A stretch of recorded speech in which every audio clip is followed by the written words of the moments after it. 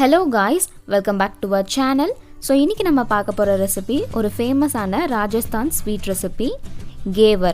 எப்படி பண்றதுன்னு பார்க்கலாம் வாங்க. ஃபர்ஸ்ட் நம்ம சர்க்கரை பாகு ரெடி பண்ணிடலாம். அதுக்கு ஒரு panல 1 கப் சர்க்கரை சேர்த்துக்கோங்க. 1/2 கப் தண்ணி சேர்த்துக்கோங்க. எந்த கப்ல சர்க்கரை எடுத்துர்க்கீங்களோ அதுல பாதி அளவு தண்ணி சேர்த்துக்கோங்க. இப்போ அந்த சர்க்கரை கம்ப்ளீட்டா கரையிற வரைக்கும் நம்ம நல்லா கலந்து விட வேண்டாம். இப்போ இந்த சர்க்கரை கம்ப்ளீட்டா கரைஞ்சிருச்சு. இந்த ஸ்டேஜ்ல நம்ம கலந்து விட்டா போதும். இப்போ இந்த சர்க்கரை பாகு ஒரு கம்பி பதம் வர அளவுக்கு நம்ம நல்லா இத கொதிக்க வைக்கணும். இப்போ பாருங்க இது கொஞ்சம் திக்கா இருக்கு. இந்த ஸ்டேஜ்ல நம்ம செக் பண்ணி பார்க்கலாம். இந்த மாதிரி கையில லைட்டா தொட்டு பாத்தீங்கன்னா நமக்கு இந்த மாதிரி ஒரு கம்பி பதம் வந்திருக்கணும். இந்த ஸ்டேஜ்ல நம்ம ஸ்டவ் ஆஃப் பண்ணிடலாம். இப்போ இன்னொரு பவுல்ல 1/4 கப் நெய் சேர்த்துக்கோங்க. அது கூட இந்த மாதிரி 2 ஐஸ் கியூப் எடுத்துர்க்கேன். இந்த ஐஸ் கியூபை கையில பிடிச்சிட்டு அந்த நெய்யோட நல்லா படுற மாதிரி இத நல்லா மிக்ஸ் பண்ணி விட்டுட்டே இருங்க. இந்த மணலா இருக்க நெய் நல்ல ஒரு க்ரீமியான டெக்ஸ்சருக்கு வர வரைக்கும் நம்ம நல்லா மிக்ஸ் பண்ணணும். இதே மாதிரி நல்லா கை விடாம மிக்ஸ் பண்ணிக்கிட்டே இருங்க. இந்த மாதிரி நல்லா மிக்ஸ் பண்ணிட்டே இருந்தீங்க அப்படினா நல்ல ஒரு பேல் yellow கலருக்கு வரும். பாருங்க இந்த மாதிரி இந்த ஸ்டேஜ் வந்ததும் நம்ம ஐஸ் கியூப் எடுத்து தனியா வச்சிடலாம். பாருங்க எந்த அளவுக்கு நல்லா க்ரீமியா இருக்குன்னு. இந்த அளவுக்கு வந்ததும் இந்த மாதிரி நல்லா ஸ்க்ரேப் பண்ணி விட்டுருங்க. இந்த மாதிரி உங்களுக்கு பண்றதுக்கு கஷ்டமா இருக்கு அப்படினா நீங்க எலக்ட்ரிக் பீட்டர் யூஸ் பண்ணி கூட பீட் பண்ணிக்கலாம். இப்போ இது கூட 1 கப் மைதா சேர்த்துக்கோங்க. நம்ம மாவுலாம் பிசைற மாதிரி நல்லா பிரஷர் கொடுத்தலாம் பிசைய கூடாது. அந்த நெய் கூட இந்த மைதா கம்பைன் ஆகுற அளவுக்கு நல்லா மிக்ஸ் பண்ணி விட்டா போதும். இது நல்லா உதிர்ந்து வர அளவுக்கு நம்ம நல்லா மிக்ஸ் பண்ணி விட்டுக்கலாம். பாருங்க இந்த மாதிரி நல்லா உதிரியா இருக்கணும். இது கூட 1 டீஸ்பூன் கடலை மாவு சேர்த்துக்கோங்க. இது சேர்த்தீங்கன்னா நல்ல ஒரு டெக்ஸ்சர் கொடுக்கும். அதனால கண்டிப்பா சேர்த்துட்டு இத நல்லா கலந்து விட்டுக்கோங்க. நம்ம 1/2 லிட்டர் அளவுக்கு நல்ல கூலிங்கான தண்ணி சேர்க்கணும். அந்த 1/2 லிட்டர்ல இருந்து கொஞ்சம் கொஞ்சமா இப்ப நல்ல கூலிங்கான தண்ணியை சேர்த்து கட்டி இல்லாம நல்லா கலந்து விட்டுக்கோங்க. அதே மாதிரி ஃபர்ஸ்ட் கொஞ்சமா தண்ணி சேர்த்துட்டு இந்த மாதிரி நல்லா கலந்து விட்டீங்கன்னா நம்ம ஈஸியாவே கட்டி இல்லாம நல்லா மிக்ஸ் பண்ணி எடுத்துடலாம். அதனால எடுத்த உடனே ஃபுல்லா எல்லா தண்ணியும் சேர்த்துறாதீங்க. இப்போ கொஞ்சமா சேர்த்துட்டு இந்த மாதிரி நல்லா கட்டி இல்லாம மிக்ஸ் பண்ணி விட்டுக்கோங்க. கட்டி இருந்ததுன்னா இந்த மாதிரி நல்லா உடைச்சு விட்டுக்கோங்க. இப்போ உங்க கையை வச்சே இந்த மாதிரி ஒரு 5 நிமிஷம் நல்லா பீட் பண்ணிக்கோங்க.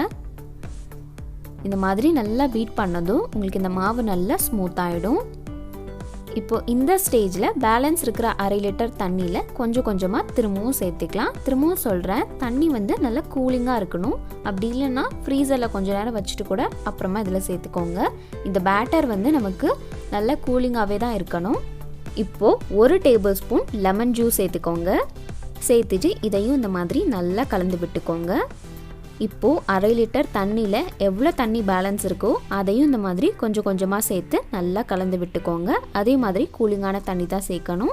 இந்த பேட்டர் பார்த்தீங்கன்னா இந்த மாதிரி ரன்னியாக இருக்கணும், தண்ணியாக இருக்கணும். இந்த மாதிரி எடுத்து பார்த்தீங்கன்னா இந்த அளவுக்கு தண்ணியாக இருக்கணும். அவ்வளோதான். இதோட கான்செப்ட் பார்த்தீங்கன்னா இந்த பேட்டர் கூலிங்காகவே தான் இருக்கணும். அதனால கூலிங் குறையாமல் பார்த்துக்கோங்க. இப்போ நம்ம எண்ணெயை சூடு பண்ணிடலாம். இந்த கேப்பில் நீங்கள் அந்த பேட்டரை ஃப்ரிட்ஜில் எடுத்து வச்சுக்கோங்க.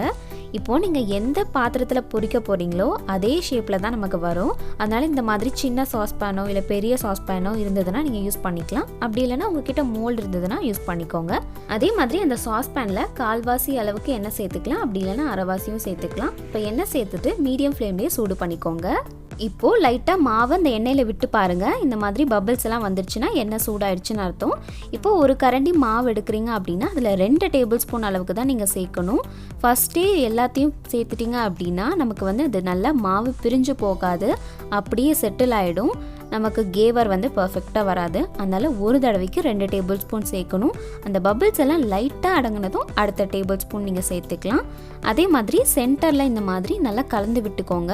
அந்த சென்டரில் தான் நீங்கள் ஒவ்வொரு தடவையும் சேர்க்கணும், சைட்லலாம் சேர்க்கக்கூடாது. அதனால் ஒவ்வொரு தடவையும் நீங்கள் சேர்த்துட்டிங்கன்னா இந்த மாதிரி ஏதாவது ஒரு ஸ்கியூவர் வச்சு லைட்டாக இந்த மாதிரி கலந்து விட்டுருங்க. அதுக்கப்புறம் திரும்பவும் நம்ம மாவை சேர்த்துக்கலாம்.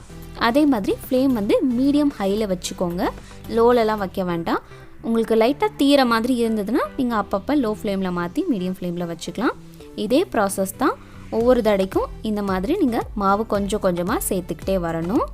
அந்த மாவெல்லாம் இந்த மாதிரி தனித்தனியாக செட்டில் ஆகி நமக்கு இந்த மாதிரி ரவுண்ட் ஷேப்பில் கிடைக்கணும். அதே மாதிரி சென்டரில் இந்த சின்னதாக கேப் வந்துருச்சு அப்படின்னா இதுக்கு மேலே நீங்கள் வந்து மாவு சேர்க்க வேண்டாம். நம்ம மாவு சேர்க்கறது ஸ்டாப் பண்ணிடலாம். இப்போ மாவு கம்ப்ளீட்டாக சேர்த்ததுக்கப்புறம் நம்ம லோ ஃப்ளேமில் மாற்றிக்கலாம். இப்போ இது நல்லா பொறுமையாக வெந்து வரட்டும். இப்போ அங்கங்கே ஒயிட் கலரில் இருக்குது இல்லைங்களா, ஸோ இதுக்கு வந்து நம்ம அந்த எண்ணெயில் இந்த ஸ்கியூவர் வச்சு லைட்டாக டிப் பண்ணிங்கன்னா எல்லாமே ஈவனாக கலர் வந்துடும். பாருங்கள், எல்லாமே ஆல்மோஸ்ட் பொரிஞ்சிருச்சு. இந்த ஸ்டேஜில் நம்ம எண்ணெயிலேருந்து நம்ம வெளியே எடுத்துடலாம்.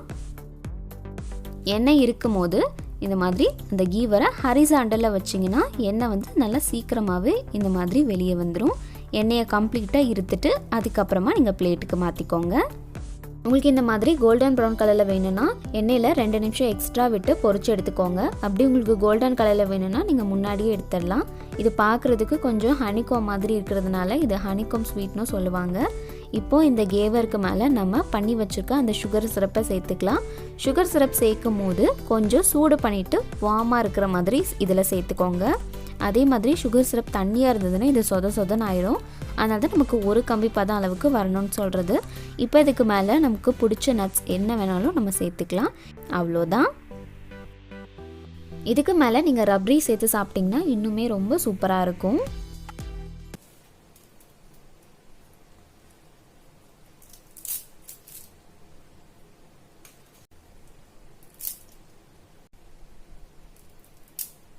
கண்டிப்பாக இந்த கேவர் ரெசிப்பியை மறக்காமல் ட்ரை பண்ணி பாருங்கள். ரொம்ப கிறிஸ்பியாக நல்லா சூப்பராக இருக்கும். இது வரைக்கும் ட்ரை பண்ணாதவங்க மறக்காமல் ட்ரை பண்ணி பாருங்கள். ரொம்பவே சூப்பராக இருக்கும். உங்களுக்கு இந்த வீடியோ பிடிச்சிருந்தா மறக்காமல் லைக் பண்ணுங்கள், ஷேர் பண்ணுங்கள் அண்ட் ஆல்சோ சப்ஸ்கிரைபும் பண்ணிவிடுங்க. நெக்ஸ்ட் வீடியோவில் பார்க்கலாம். பாய்.